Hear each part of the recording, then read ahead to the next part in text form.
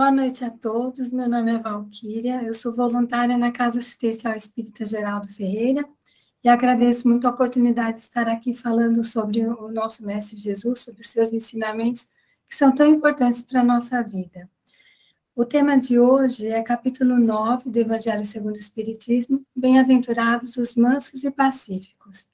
O item 6, a afabilidade e a doçura. Então, essas duas virtudes, que foram colocadas aí nesse item 6 do Evangelho, a afabilidade e a doçura, elas são pouco citadas no nosso dia a dia, na nossa vida, no nosso cotidiano.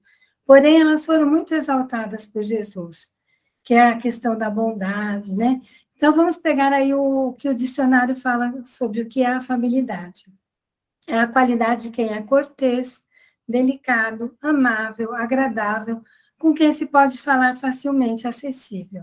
Aquela pessoa fácil, de se lidar, que é tão bom, quando nós encontramos pessoas assim no dia a dia, e quando nós somos assim também, porque é mais fácil de viver dessa forma.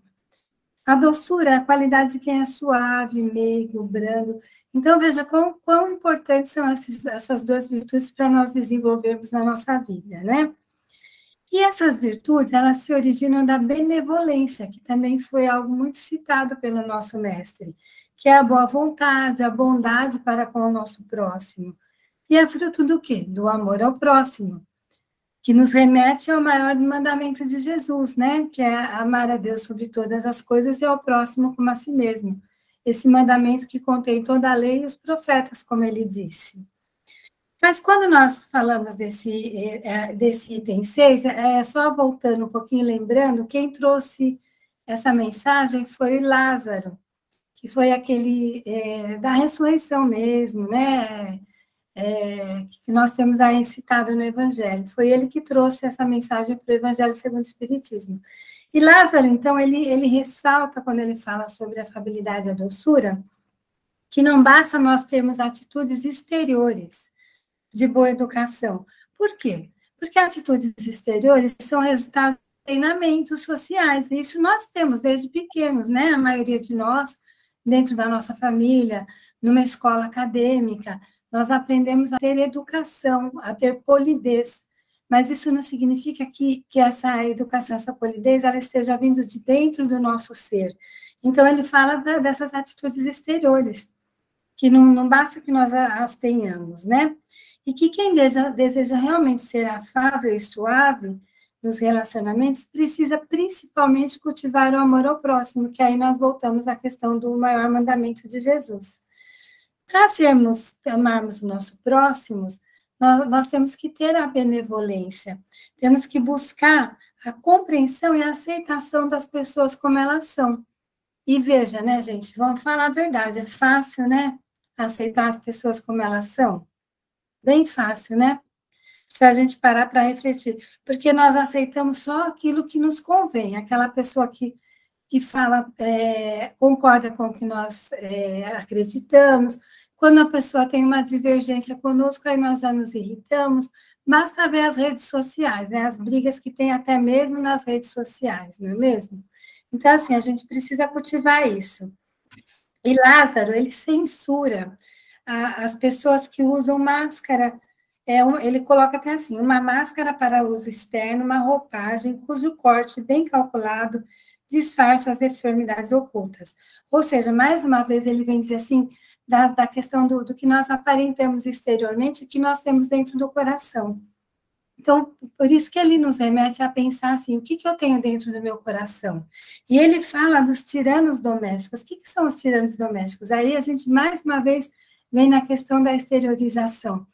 Quem são os tiranos domésticos? São aquelas pessoas que, dentro de casa, são tiranos, ou seja, assim, aquele pai que é opressor com o filho, com a esposa, aquela esposa que é opressora com o filho, com os irmãos, com os parentes, com a mãe, com o pai, e aí vai lá no mundo externo, na sociedade, e as pessoas falam, você vai ouvir falar dessa pessoa dessa forma, nossa, como ela é boazinha, como ela é doce, como ela é meiga.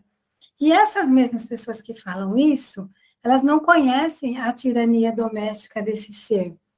E esse ser, né, quando ele ainda está nesse nível, nós, né, eu falo esse ser, mas somos nós, a gente pensar o quanto isso ainda faz parte da nossa vida. Quando pisa no calo, é que vê como a pessoa realmente é. Isso no mundo externo, não é isso que acontece? Aquela pessoa assim, se mostra toda boazinha, aí chega no trânsito, toma uma fechada de alguém, né? O que acontece com ela? Ela consegue manter a calma? Ela realmente mantém essa educação? Então, a gente cai aí naquela situação, né, que também Lázaro nos diz, né, que o mundo está cheio de pessoas que trazem o sorriso nos lábios e o veneno no coração. Eu achei essa frase do Lázaro, assim, tão maravilhosa, né, gente, para a gente refletir, porque, assim, realmente, será que para passar para a nossa vida, para a nossa reflexão, será que nós vivemos dessa forma? Será que nós temos aí atitudes externas muito bonitas, trazemos um sorriso nos lábios para muitas pessoas, mas lá dentro de nós trazemos um veneno no coração? E se nós trouxermos realmente o veneno no coração, a gente sabe que se o veneno está dentro de nós, para quem esse veneno vai fazer mal? E o veneno normalmente é a mágoa, são os rancores que nós vamos guardando quando nós nos sentimos contrariados. São as situações assim que nós não conseguimos nos colocar no lugar do outro, compreender o nosso próximo. E aí nós passamos a ser dominados pela hipocrisia, que é o que ele fala também. Então, tudo isso é para nós refletirmos o quanto que isso faz parte da nossa vida, né? Porque a gente não está aqui para falar do outro, para falar, o que o outro está fazendo. Nós estamos aqui para pensar o que eu estou fazendo, isso que é importante, não o que o outro faz, mas o que eu faço. Porque, como a gente sempre diz, né? A gente ouve falar muito isso dentro da doutrina espírita. A única pessoa que eu posso mudar no mundo sou eu mesma. Eu não mudo ninguém, eu só posso mudar a mim mesma. Eu nem tenho que perder meu tempo e gastar energia para tentar mudar outra pessoa, porque eu não vou conseguir. E nessa frase, né, de Jesus, amar ao próximo como a si mesmo, está implícita essa ideia de que nós temos que amar a nós mesmos. Mas nós também temos que ter cuidado para esse amor não se tornar egoísmo. Porque assim, eu me amo, então tudo que eu tenho que me defender o meu eu tenho que defender minhas ideias, eu tenho que me defender da sociedade, das pessoas, né? Tem que a gente ouve muito falar assim, não, a gente precisa cuidar mais de nós, mas precisamos cuidar sim, que é amor por nós mesmos, que Jesus disse que nós temos que nos amar. Mas nós temos que entender o ponto de equilíbrio que isso existe, porque o egoísmo não faz parte da vontade divina. Mas para que tudo isso aconteça, para a gente entender, eu tenho realmente amor por mim, um amor, aquele amor que Jesus pede que nós tenhamos, ou isso já se tornou um egoísmo? O que eu preciso fazer? Eu preciso buscar o autoconhecimento, né? Eu preciso me conhecer, porque se eu não me conhecer, eu não vou conseguir entender até que ponto isso está sendo bom ou não para mim. E todos nós gostamos de ser bem tratados. Quem não gosta, né, gente? Alguém não gosta? Nós gostamos, mas e tratar o outro bem? Não teria que ser uma coisa simples? Bom, se eu gosto de ser bem tratado, tem que tratar bem o outro. Só que a nossa sociedade, ela é tão materialista, né? Que nós não aprendemos isso. A gente só aprende, assim, a lei das vantagens. Quanto que nós vimos aí, né? As pessoas de uma determinada geração, que eu faço parte, inclusive, a tal da lei de Gerson, que eu não sei se todo mundo conhece, já ouviu falar. Você gosta de levar vantagem em tudo? Então, eu tenho que levar vantagem. Essa lei era assim: eu tenho que levar vantagem sobre as coisas, mesmo que isso prejudique o meu próximo, porque o importante sou eu, não o próximo. O importante é eu ver o meu lado. Então, veja como a sociedade ela desenvolve na gente um egoísmo se a gente não para pensar, para refletir. Tem um livro que chama Mãos de Luz, ela é uma cientista, tá? Ela não é espírita, nada não, nesse sentido, né? O nome dela é Bárbara Ann Brennan. Ela diz assim, que o nosso campo emocional ele foi feito para ser ampliado. E quanto mais nós damos amor, quanto mais trabalhamos no bem, mais esse campo emocional se dilata. Ou seja, quanto mais eu dou amor, quanto mais eu trabalho no bem, mais o meu campo emocional aumenta. E se ele aumenta, o resultado disso é que a gente se sente pleno.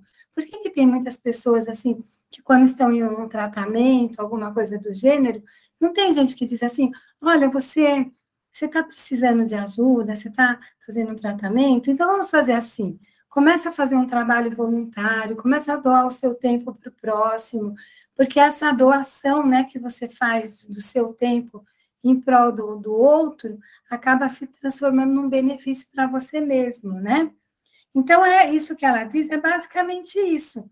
É como se nós potencializássemos nossas emoções, as positivas. Porque a negativa a gente faz isso sem ninguém falar nada, né? Que o quanto que nós alimentamos aí aquela velha história, né, dos dois lobos que existem dentro de nós, né? Qual que é o alimento, né? Qual que é o mais alimento? Aquele que tem o rancor ou aquele que tem o amor?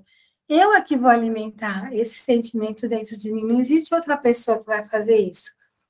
E assim, quando a gente começa a estudar a doutrina, o Evangelho de Jesus, uma coisa que a gente aprende é que ninguém é responsável pelo que nós sentimos, a não ser nós mesmos.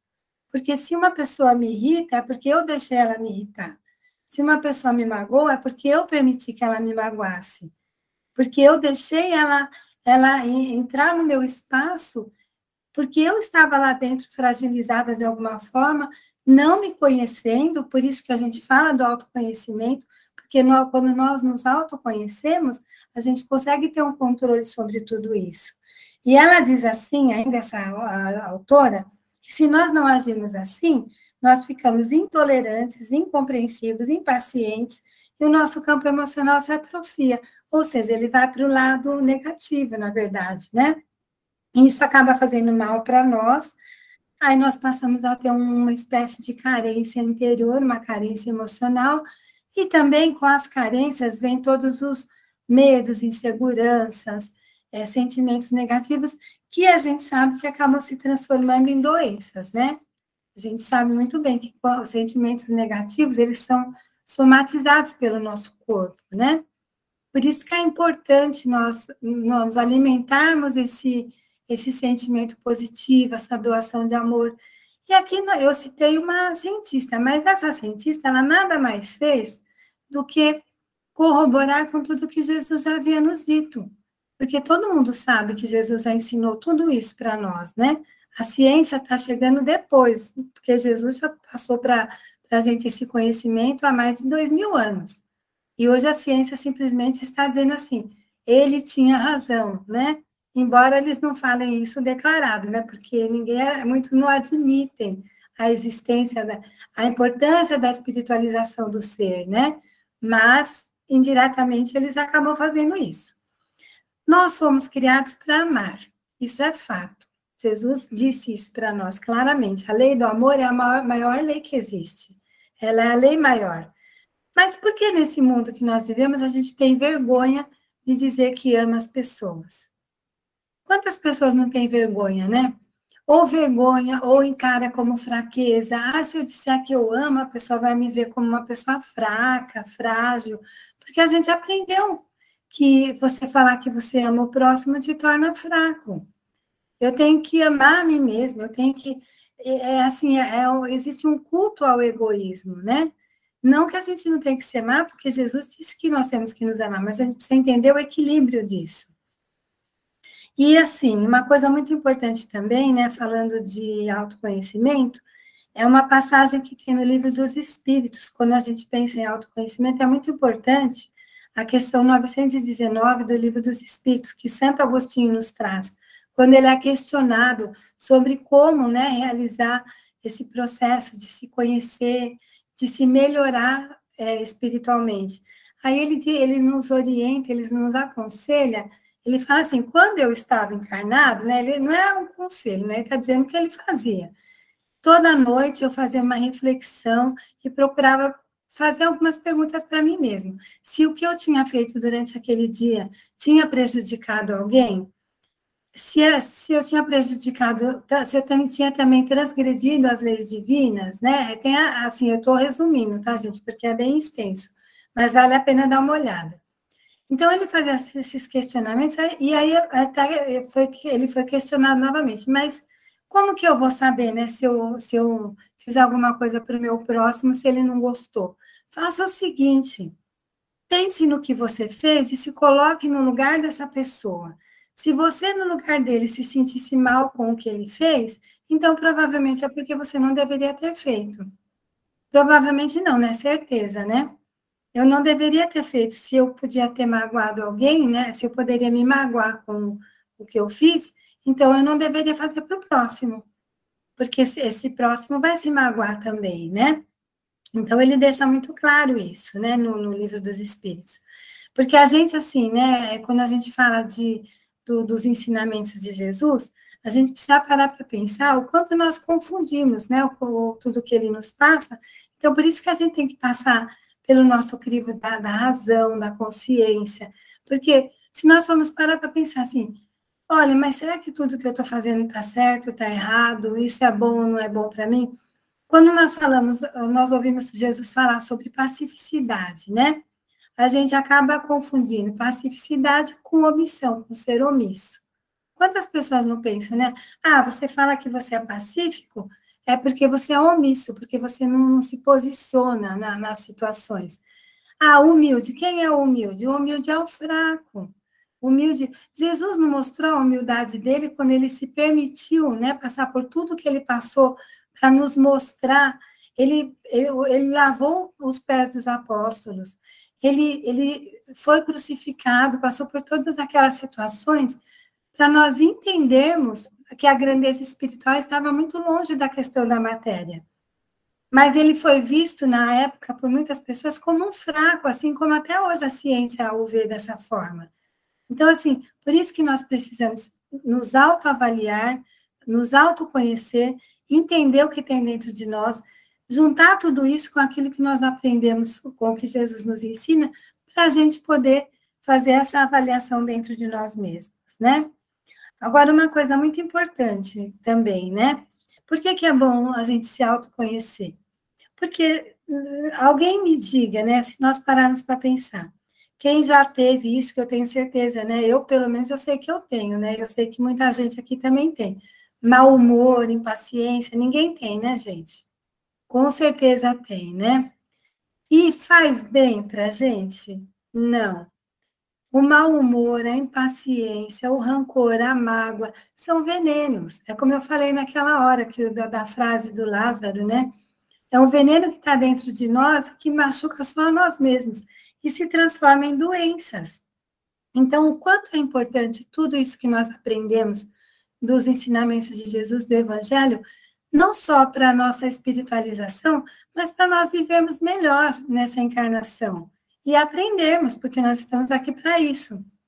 Senão, nós vamos perder tanto tempo com essas impaciências, com esse mau humor, com essas mágoas, e vamos deixar de aproveitar aquilo que tem de positivo na vida, e que é muita coisa, né? Porque o problema do ser humano é que nós temos uma tendência a buscar o lado negativo das situações, e mesmo aquelas mais difíceis, elas nos trazem algum aprendizado. E enquanto a gente não aprende também, nós vamos sofrendo cada vez mais, né, gente? Pode passar, quem está passando por uma prova, quem já passou, todo mundo está sempre passando por uma prova, né? A vida já é cheia de questõezinhas, situações, e às vezes vem aquelas maiores, né, que nos desafiam mais. Mas a gente não percebe que quando a gente entra na questão do murmurar, da revolta, tudo não fica pior. E quando a gente procura olhar as coisas de uma forma diferente, ela fica mais suave. Porque o que Jesus até nos disse, tudo que ele diz, né, gente? Não tem como não lembrar de uma frase dele num momento difícil. Ele diz que com ele o jugo é leve. Então, por que com ele o jugo é leve? Porque se nós entendermos os ensinamentos dele, fica mais fácil. Se nós não entendermos, fica muito difícil, às vezes insuportável. Mas entendendo todos os propósitos que nós temos aqui, tudo fica mais fácil. E para terminar, né, que já está dando as 9 horas, Lázaro termina a mensagem dizendo assim: aquele cuja afabilidade e doçura não são fingidas, jamais se desmente. É o mesmo para o mundo ou na intimidade. E sabe que se pode enganar os homens pelas aparências, não pode enganar a Deus. Ou seja, Deus sabe tudo o que vai dentro de nós. E eu diria mais, não só Deus, porque nós mesmos também sabemos, né? e a nossa consciência, ela pesa quando a gente sabe que não está seguindo o caminho correto, e fica mais difícil. E outra coisa que eu, para terminar, eu diria, né, só pode dar amor quem tem, né, mas o amor, ele tem que partir de dentro de nós mesmos. E como que ele é cultivado em nós? Quando nós começamos a nos abrir para o mundo, para as pessoas, olhar para as pessoas assim como se nós olhamos para um irmão mesmo, né? Ou como olhamos para um espelho. Olha, está doendo, isso doeria em mim o que ele está passando? Então, eu tenho que ter compaixão, ter amor, ter caridade, ter misericórdia, assim como nós queremos que Deus tenha conosco, tá bom? Então, essa é a mensagem de hoje, que fique para a nossa reflexão de todos nós, né? Muito obrigada.